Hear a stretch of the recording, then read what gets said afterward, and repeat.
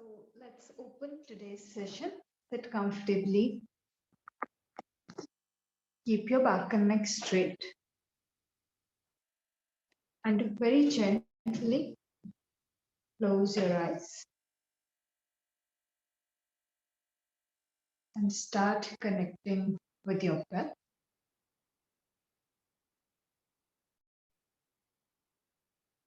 Watch the natural flow of your breathing as you inhale and as you exhale.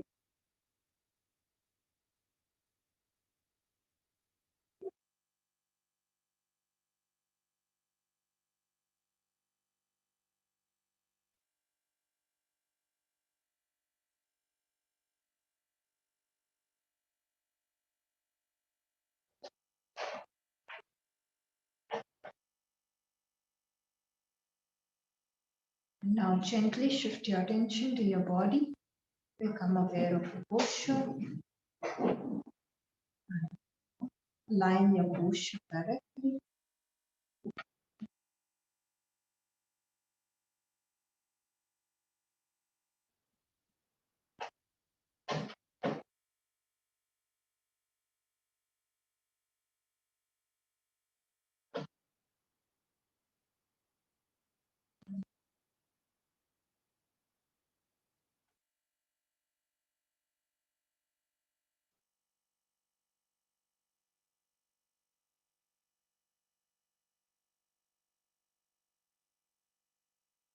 Now gently come back to the breathing and begin to deepen your breath. Slow, long and deep inhalation. Slow, long and deep exhalation.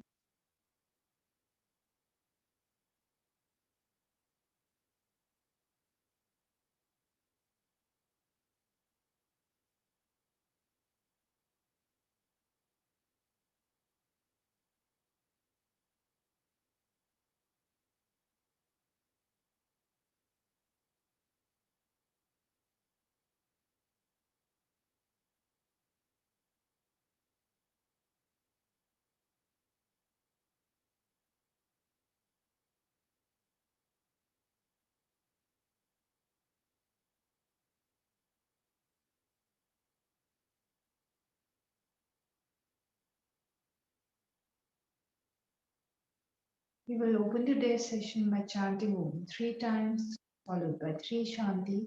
Take a deep breath in for Om.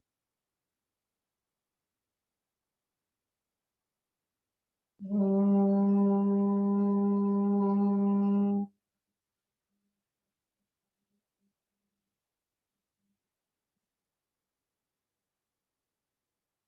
Om. Om.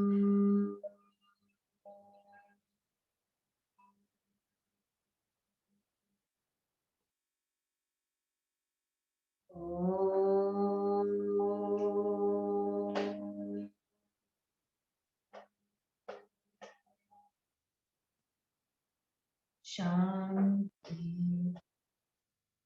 Shanti. Shanti.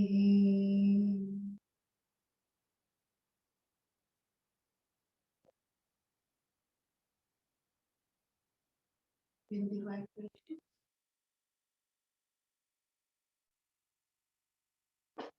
Join both the palms together and begin to rub both the palms. Place your palms on your eyes.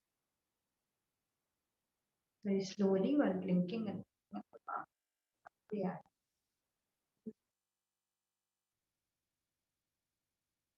Let us begin our session for today. So first we are going to start with the philosophy topic for today. So today in philosophy we are discussing the concept of triguna, the three qualities of nature, right? Three is Tri, guna is Guna, right? So yesterday only we talked about Bhagavad Gita.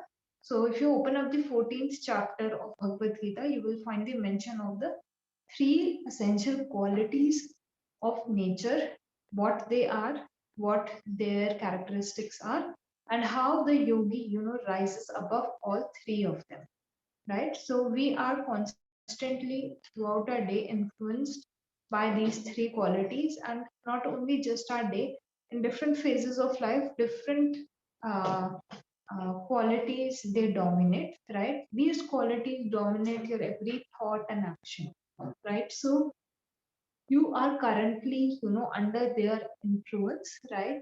So as you practice more and more yoga, you are able to, come out of their influence more and more. They will still remain, but you start freeing up from their influence. Okay.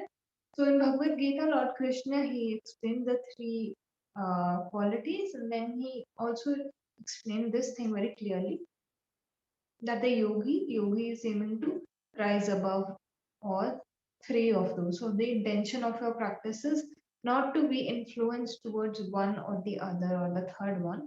You want to eventually come out of it, right? So let's discuss the three qualities and see what all we can talk about when it comes to them. So first one is the highest quality of all, which is called the sattva guna. Okay, sattva is Sattva, right? Sattva gun. Okay. So this quality is the most favorable one. In Bhagavad Gita also it has been said that this is the highest quality of all three of them. So this quality represents a lot of peace, happiness, harmony, uh, stability, you can say in one way, right? Such a person, if you interact with such a person, so physically there would be a good glow on their face, right?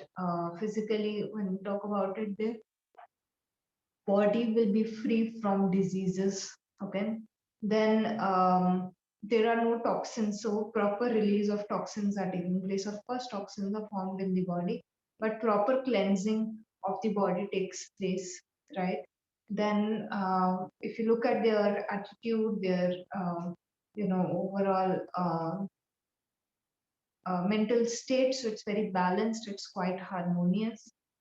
Such people are very, very positive people. They are what we call in modern times optimists, right? So they are looking for the good in everything. They are trying to take the good away from everything, right?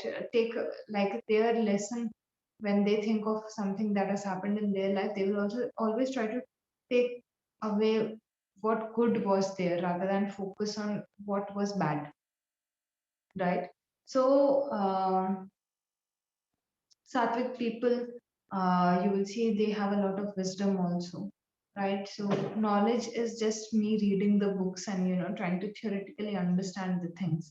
But Sattvic person, because of their high inclination towards the spiritual practices in general, they will always read the things and try to implement as much as is possible for them, right? So, which leads to knowledge converting into wisdom, right? Such minds are very, very spiritually inclined.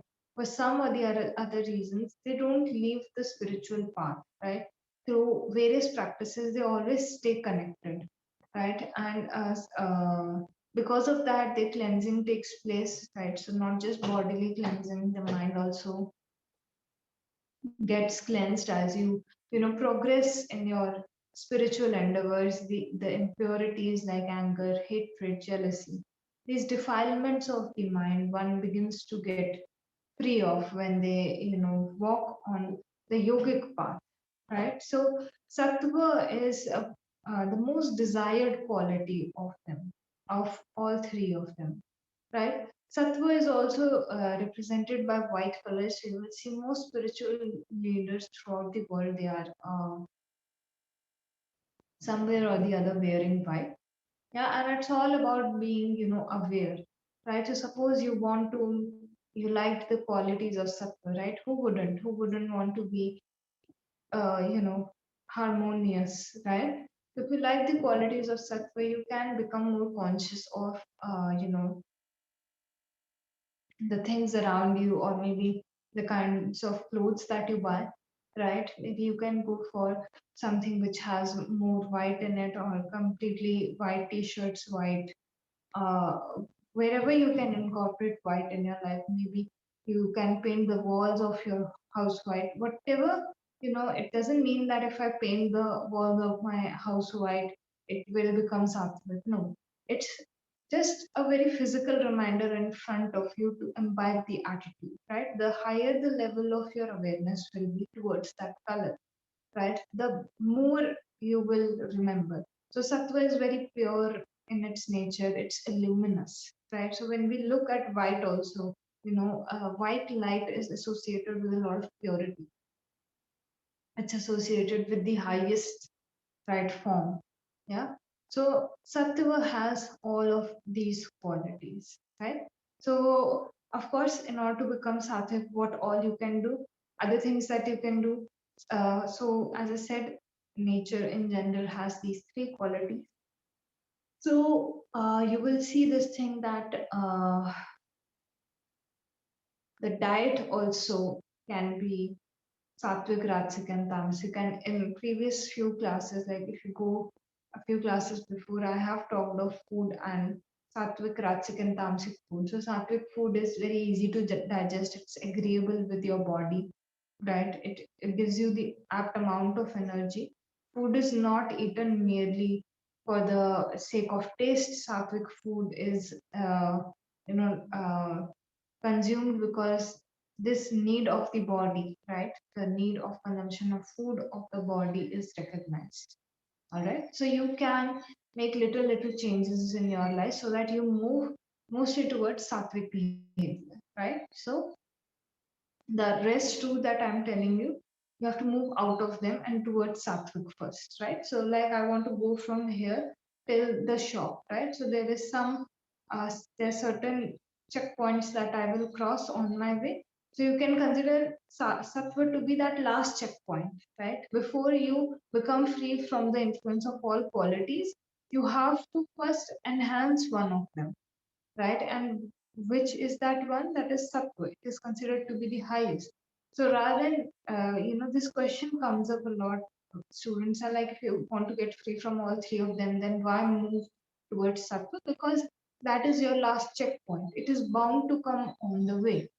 The yogi who is doing the various practices, they are bound to reach a point where the level of wisdom is high, the harmony or balance in their body, in their mind is high, right? And if they don't reach that state, they are just in chaos and they want to jump directly to being free from all of them. It's not possible, right? You cross the way when you want to reach something, right? So last checkpoint you can say sattva. So all your energy, all your efforts are currently they should be pushed towards sattva, right? Let's come to the next quality, which is rajas. Rajas. Rajas. Okay. So now rajas has the, as you can, even the name is saying, rajas has a uh, Rajas is, when you say this term also, there's some movement that, the word in itself induces, right? So this energy is quite dynamic. This is like movement oriented, action oriented kind of personality, right? And Rajas is generally, associated with a lot of activeness, and Rajasic people, they suffer a lot because they are very much attached to the things that they do, right? So they have extreme attachment to whatever they are doing, and because of this, and it comes out of a sense of greed only at the end of the day. If they want to see the results, if they're putting in more, they want to see more results, right? So Rajasic people, they end up suffering because of their intense attachment and greed, right? So, what are the qualities of Rajas? It's dynamic, it's movement oriented. Rajas, Rajas personalities have a very high ego, right? And it's like constant oscillation, right? So, these are people who don't sit, right? They just want to constantly keep doing something, right? Because the energy is very active in its nature, right? So people who have Ratsic kind of personality, they will, keep constantly keep doing something or the other. You will never see them sitting, right? And same is the case with their mind also. The mind is also constantly running in so many places, right? So mind is also having that kind of movement, body is also having that kind of movement sometimes, right? So that is how you get to know this person has a Ratsic nature. One very important quality, important or highlight quality is the ego is very, very high, right? So their ego gets hurt very, very easily, right? If you go against a person who is toxic in nature, you will see the consequences, right? You will see their anger, you will see their, um, basically the consequence of your action or your words, right? So, how you can tackle rajas, because at the state of rajas you already have a lot of activity, right? So rather than trying to stop that activity, what you can do is you can channel it towards more productive uses, right? So rajas is mostly associated with the color red, but according to some places, the understanding is that except black or and white, all other colors they fall under the spectrum of rajas. But red is highlighting the, peak point of the rajas kind of quality. When we see red, right, there is some feeling that gets induced within us as well, right? So that kind of quality is associated with red, right? So if you want to come out of rajas, first thing you can, reduce the red wardrobe, or maybe you can try to, just uh, place red color more smartly in your life, right? So wherever you need to be more active, you feel that, it this is the place where I have to be more active, like you are working, right? So there you can place something which is red in color. Again, if your awareness is there, you will get reminded, right? So you can, um, place red or remove red depending on your needs, right? But when you are approaching it from your point of view, you want to remove this color, right, as much as is possible, right? So next time when you go out to buy a mat, maybe don't buy a red one, right? It's as simple as that, right? So what other things you can do? Like I said, you can channel the energy, right? So Rajik people, they are very movement oriented and they have a lot of energy. So they can go for, practices like serving, right? So selfless service, right? So when you go to a place, or when you go get joined with a cause that you really believe in, right? Then you can channel your energy towards those activities. Maybe you like animals, you can join something, some organization that they are constantly working towards the development of the animals, or the well-being of the animals, right? So go for selfless service, not attached with some result that if you go, you will get this much pay, or if you go, you will get this amount of excessive salary, right? Your motive, because you want to do the cleansing. When you participate in such activities, it again should set a reminder for you, right? That I want to be free from my ego. So some people, they begun the action of service, and because they see so much appreciation, or because they see that it is good in the light of the or eyes of the society, so they keep doing it, and then as a result of doing that, they increase their rajas even more, because now they are, superior in that kind of serving, right? Or they are considered to be very charitable, right? So as long as the reminder is this, that the activity is done to reduce the ego, not increase it. As long as that activity is setting that reminder for you consistently, you guys can go ahead and channel your energy towards that thing. So selfless service or surrendering to God, right? So extreme devotion and surrender towards God. It's a very, very good practice for those who are struggling with um, Ratsic attitude. When you surrender, you give away your, you know, um, ego, right? So your ego lessen, right? And you are able to, open up a little bit more, right? So a sense of surrender, a sense of service. You can also go ahead and start doing little things in your house which you believe they are not of your level, right? So suppose if I think that, oh, maybe cleaning my house or cleaning the utensils is something that somebody else should come in my house and do, right? Then maybe I should go and do it, right? Because this will help me to reduce my rajas. I believe that I am superior to that activity, right? And hence I think I shouldn't perform that, right? So you can start with one or two activities which you consider that, okay, these activities these are not my responsibility, right? Generally, things associated with cleaning, right, or something of this manner where you are completely, um, letting go of your ego, right? Because you consider it to be a small task or duty you have given it to someone else, right? Or someone else who is not at your same pay grade, right? So you consider those people also to be inferior and hence you give them those kinds of tasks, right? So sometimes it does happen like this. I'm not saying you're specifically doing this, but yes, so many people they feel the reluctance to do certain household work like chores, right? Because they think that this is not something I should do. I'm not saying it is something you should do, but at least you should experiment with it. You should be open towards doing it. Maybe you might require to uh, just clean your house some sometime in the future, right? So this will just help you to see how flexible you yourself are to, step into the other person's shoe and do that. Works greatly on the Ratsa category, right?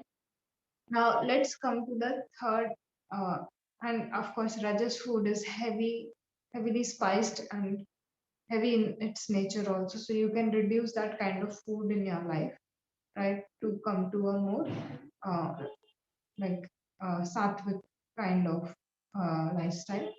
Let's move to the last quality. So last quality is tamas, TAMAS. This is considered to be the lowest quality of all of them, right? And this quality is associated with black color, right? So you will see a lot of times, even your parents or people around you, they will, say that don't keep wearing black again and again, or they would want you to uh, wear a variety of colors, and you yourself see when you wear black, you feel a certain way, right? And then when you wear some bright color, everybody appreciates that bright color, and you also appreciate that bright color, right? It somehow changes your entire mood altogether, right? So the more black you are able to avoid in your life, the more tamas attitude or tamasic attitude you will be able to avoid in your life, right? So these things have a very subtle impact. Again, if you have a lot of black around you, maybe start buying more colors, right? Tamas is mostly associated with the inactive state. So you are very dull, the mind is very dull, you don't want to get up and do anything, right? The mind is also constantly keeping you in that space where it feels very low and lethargic, right? So body wise, so you are feeling low and lethargic, but then even mind mentally, sometimes it takes so much will and uh, a strong determination just to show up on your mat, right? So this is the tamasic attitude. Tamas is generally associated with sleep, right? So when we are about to go to sleep, right, we want to fall asleep, so we need that heaviness, right? Like gravity, gravity has this tamas attitude associated with it. It is the reason why we are able to, stand over here on the floor, right, on earth in general, on the surface of the earth, right? So this is the tamasic, quality of nature, right? So again, a person who has high levels of tamas, they will not be open to that much movement. They will want to stay still more, they can be quite apathetic in their approach as well, right? So they will have no sense of sympathy. They will, in fact, be very apathetic. Then another thing that happens when you have tamas very high, it's your, overall enthusiasm towards action is very less. You will be very ignorant also, right? So a lot of people will come in your life who will not appreciate the spiritual path. In fact, they will not even believe in spiritual path. So a person who has tamas very high in them, they don't believe in the spiritual practices, or maybe the spiritual practices can do something. And because they don't try it, there is no way of even validating that thing for them, right? So they will be quite ignorant, and they would not, their mind will not be spiritually inclined, right? So they will try all other solutions, but they will not want to, try practices like you, right? So this is how you know the person has a tamasic kind of personality. So these are the three extremes. You can have a combination of any two. Maybe your body is tamasic and mind is rajasic. So you will meet a lot of people who cannot get out of bed, but then their mind keeps on running, right? And some people, they keep doing everything right around them, but their mind, it's completely dull, right? Nothing is going on in the mind. It's very, in fact, they are very mm, absent minded, you can say, right? So, and you will also meet people who are, constantly working on themselves, right? Devoting their time to sattvic activities. You are doing asana practice, karma practice, but then the mind is still, in running a lot, right? So means you are a combination of sattva and rajas. So like this, you can find out which personality is yours, right? How can we tackle tamas? Again, removing black. Okay. Then tamasic food, it should be avoided. Tamasic food has no pranic value at all, right? So food which has preservatives, packed food, things like coffee, tea, your alcohol, all of these things, baked items, chocolates, everything is packed and processed, right? So you can try to eliminate junk food from your diet, all of these things, right? And also, when you look from the yogic practices, like that point of view, then you will see that you can go for Shatkarma, Asana, Pranayam practice, because these practices, they somewhere, help you to shake the energy, right? When you do Shatkarma, you clean the toxins. When you do Asana practice, you move the body, literally move the body, so you feel that difference. When you do pranayam, your breathing, it keeps on changing in different ways, right? So to remove tamas, these kinds of practices are very helpful. So first thing, if I am completely dull, I will rise up and come to some activity, and once I have that activeness, that is when I will be able to channel it in the correct direction, right? So this is what happens from tamas to rajas to sattva. That is how we move, right? So let's close philosophy's lecture for today, right? Uh, and let's begin with our pranayama class. So today in pranayama, we are going to go for a full practical session, half an hour of practical class. We are going to cover the techniques that we have done so far. So all you need to do is follow my instructions. If you have attended all the previous classes, you will know what practices I am talking about. And even if you don't know, after saying the name of each and every practice, I will be giving you the technique as well in the instruction. So you can just follow that, right? All you need to do is listen to my voice, stay connected to my voice, and we are going to go for the pranayama session. Okay. So take a few seconds to just sit comfortably. If you feel the need, open up your legs, right? Shake your legs up and down. You can hit the ankles together a few times, right? And relax the leg muscles overall, right? So take a few moments to do that, and then we will begin with the practical session.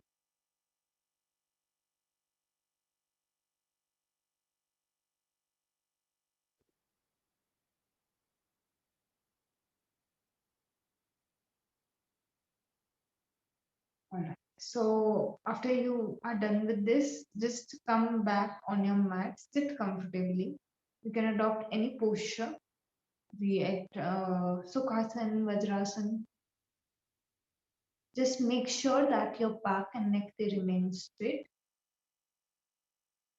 and very gently close your eyes.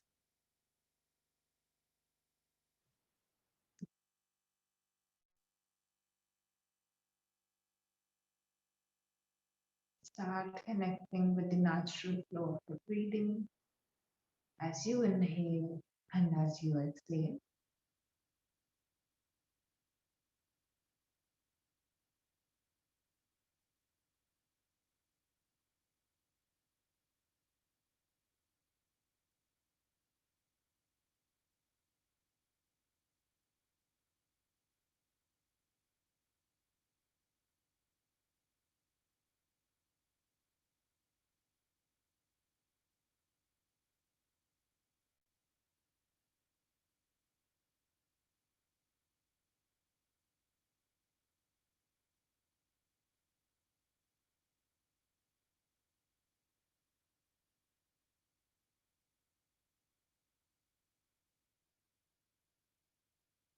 Now shift your attention to your body. Take a few moments to adjust your posture. Just make sure whatever posture you have chosen, you align yourselves correctly in it. And once the alignment becomes correct, just take this resolution in the mind that I will not move my body until the end of the practice.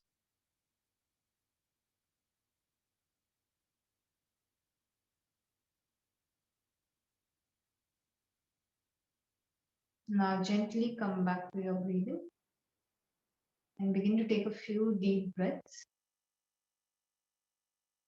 Inhale and exhale deeply.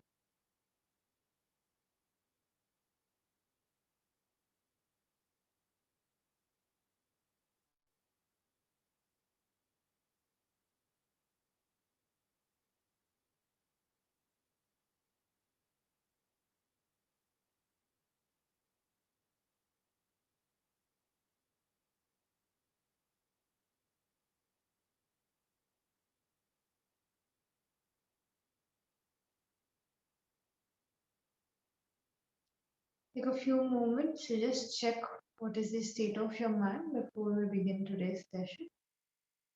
Take a mental note of the state of your mind. We will compare it at the end of the class.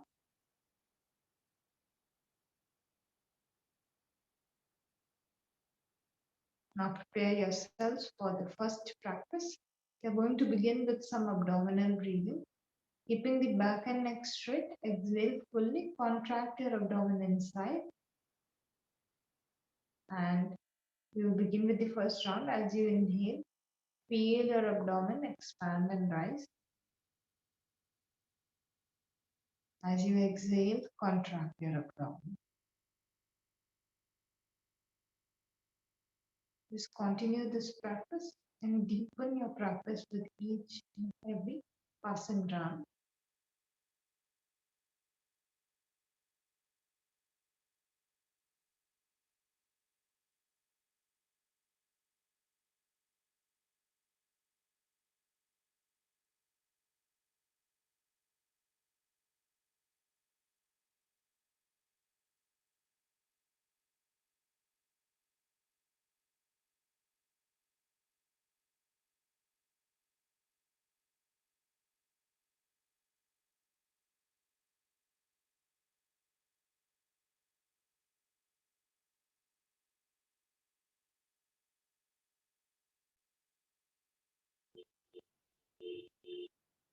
Keep your entire attention focused on your breathing. As the air enters your body, your abdomen begins to expand. And as the air exits your body, contract your abdomen properly and try to bring the navel as close to the spine as possible.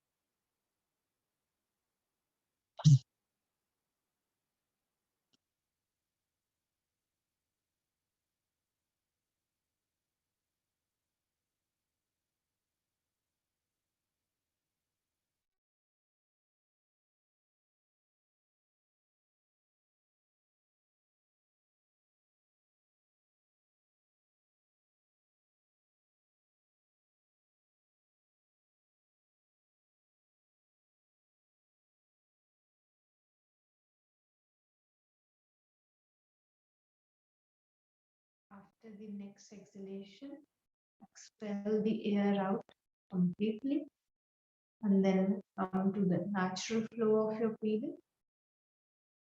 Observe the changes that are induced by the practice of abdominal breathing.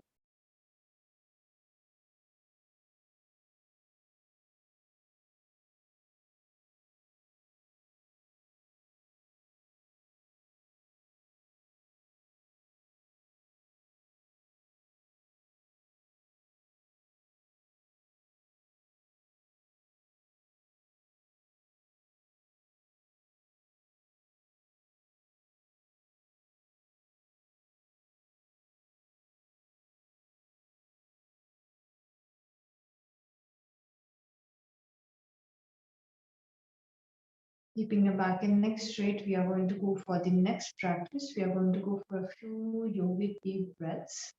So again, exhale fully, contract your abdomen. As you begin to inhale, first feel the abdomen rise and expand. And then expand your chest. Complete the breath by filling in the air to the maximum possible capacity and feeling the collarbones rise a little bit.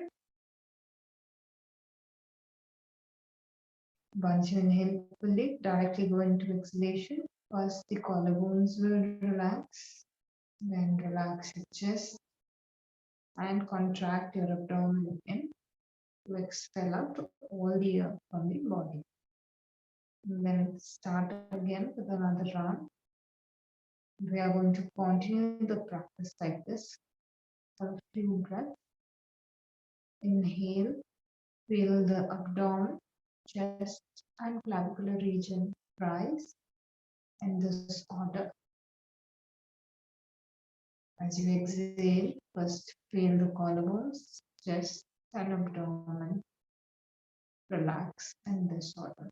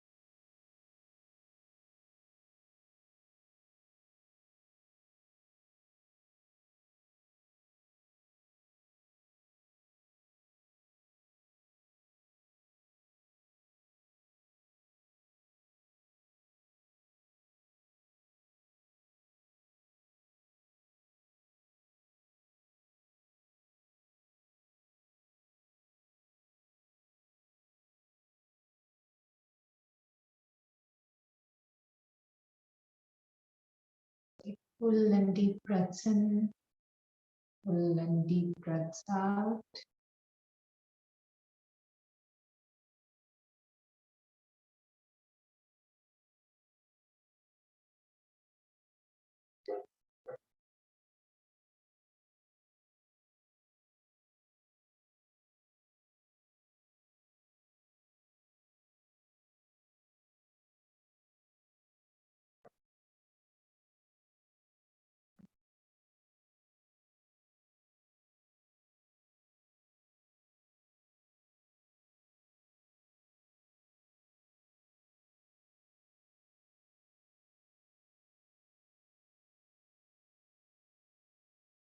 After your next exhalation, suspend your practice completely. Come to the natural flow of the breathing and just observe the changes and impact of yogic deep breathing.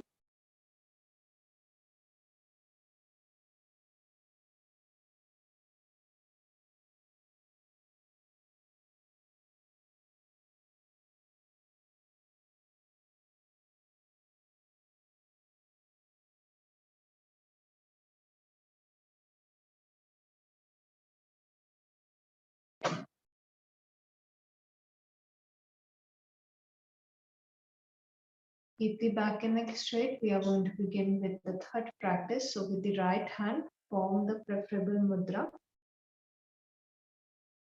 Exhale fully. We will begin with the practice of Anulom Vilom. Exhale fully, and after the exhalation, close the right nostril. Begin to inhale through the left nostril.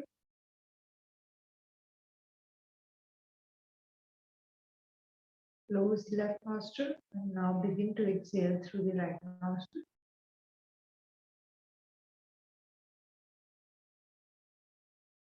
Again, begin to inhale through the right nostril.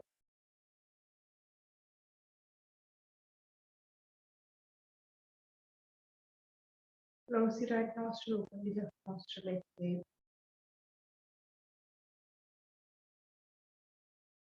This is one round. We are going to practice a few more rounds like this.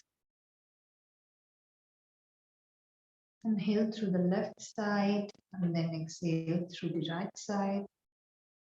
Inhale again through the right side and then exhale through the left side. Like this, continue your rounds.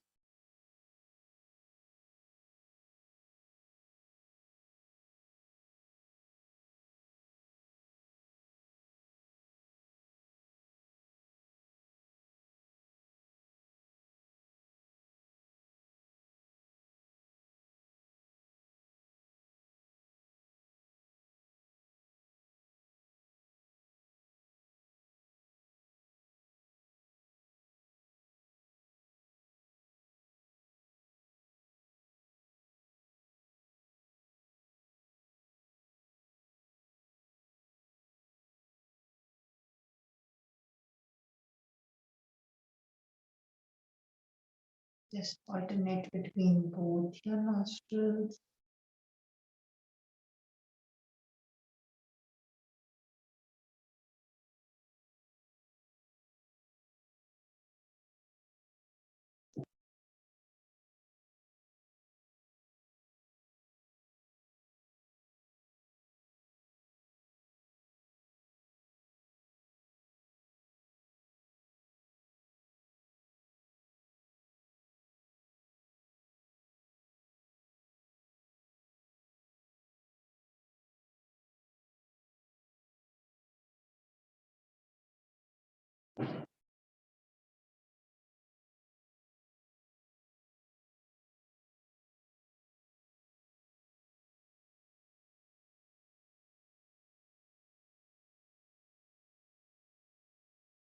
Just be aware of each and every breath as you alternate between both your nostrils. Feel the soothing and balancing impact of practice.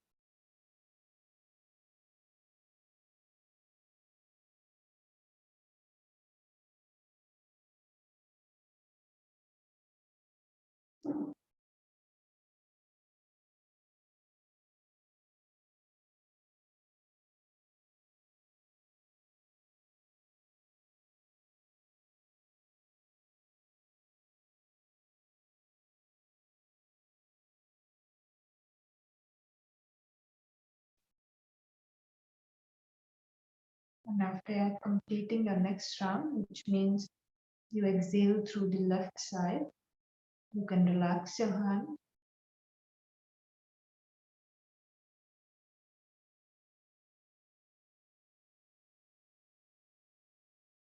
Keeping the back and neck straight, simply observe the changes of the practice.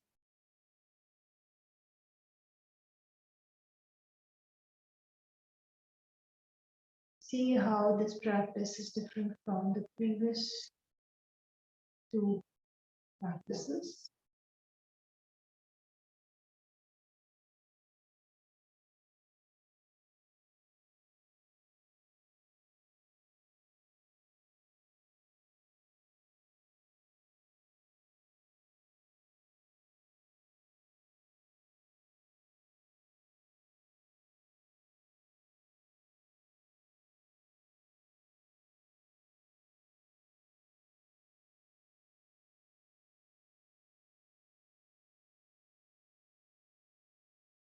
Keeping the back and neck straight, prepare yourself for the practice of Bhastrika Pranayama. So we are going to do thoracic breathing and we are going to take forceful inhalations and forceful exhalations. Try to keep the inhalations and exhalations for equal time period. So if I'm taking 2 seconds to inhale, I will take 2 seconds to exhale. And at the end of the round of Bhastrika, we will again form the hand mudra like an Anulom Vilom. And we are going to close the left nostril with the ring finger. Inhale through the right nostril and then close the right nostril with the thumb and exhale through the left nostril. Right? So sit straight. We are going to go anywhere between 20 to 25 rounds. So suit your capacity, suit your pace.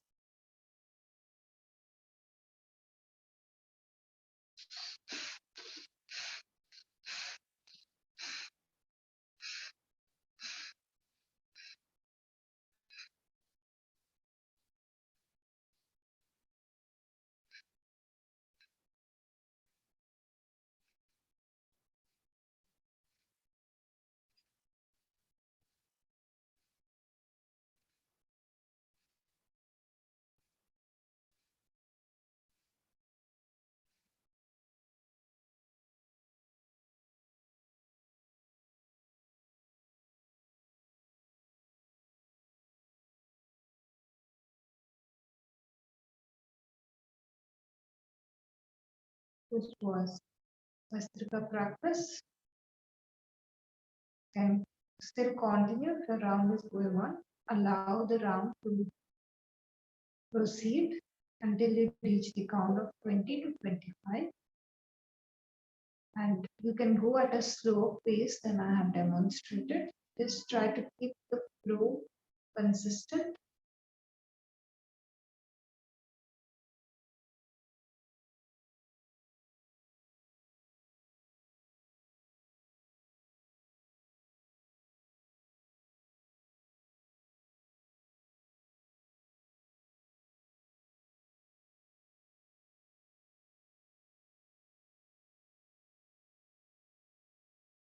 And after you finish the practice, just keep the back and neck straight and observe the changes. So from slow paced practices, now we have come to our first pranayama. This was fast paced. So observe the shift in the state of your mind, the state of your breath.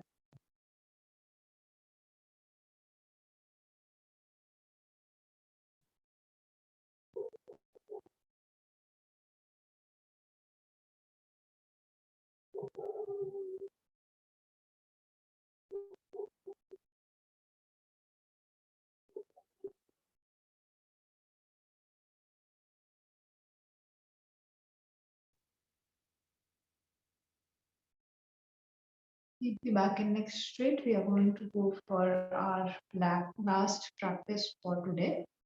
We are going to go for Ujjayi Pranayam for a few minutes. Right. So make sure the back and neck is straight, eyes are gently closed. And with your next inhalation, start to produce ocean-like or snoring type of sound by contracting the back side of your throat. And keep the mouth closed throughout your practice. Just breathe in and breathe out through your nose. And the sound should come both in inhalation and exhalation.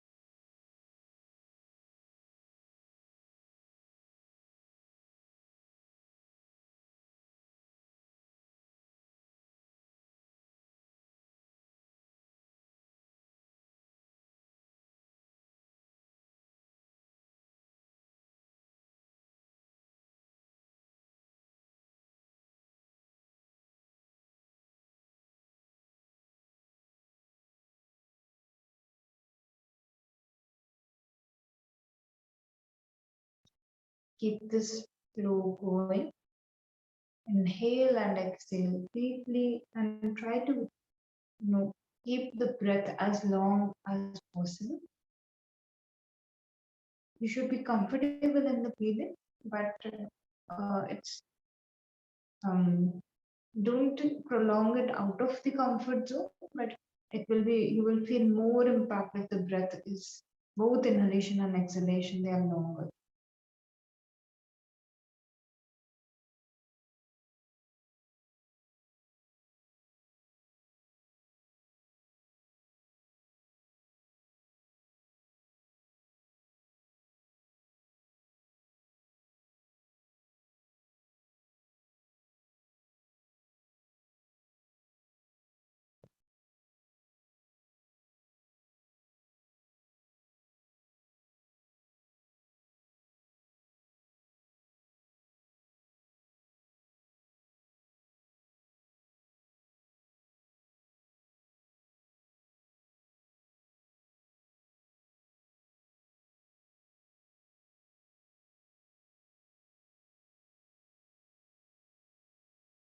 After next 2 rounds, completely suspend your practice.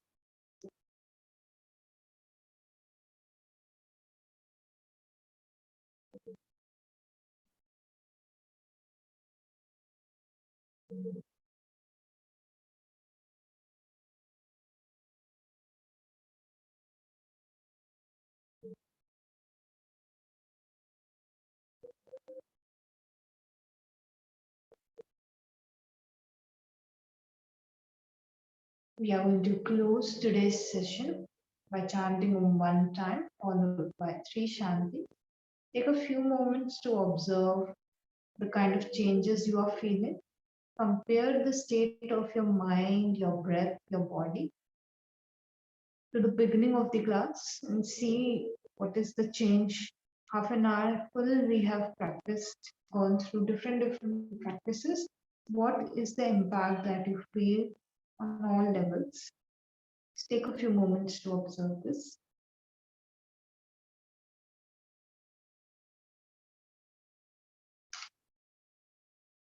And now take a deep breath in for Om.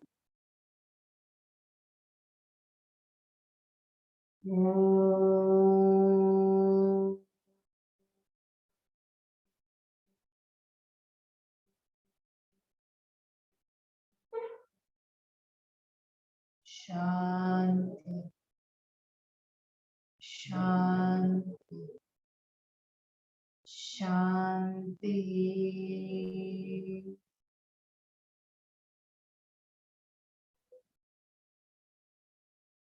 Join the palms together gently.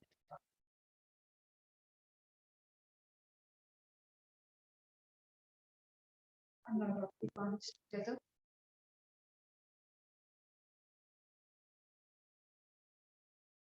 Keep them on the eyes. Very slowly.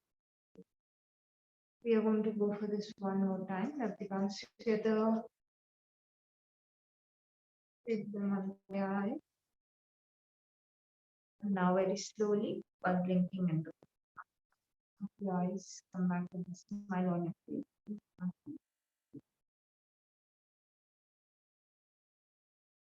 I will see you guys tomorrow. So take care and bye-bye.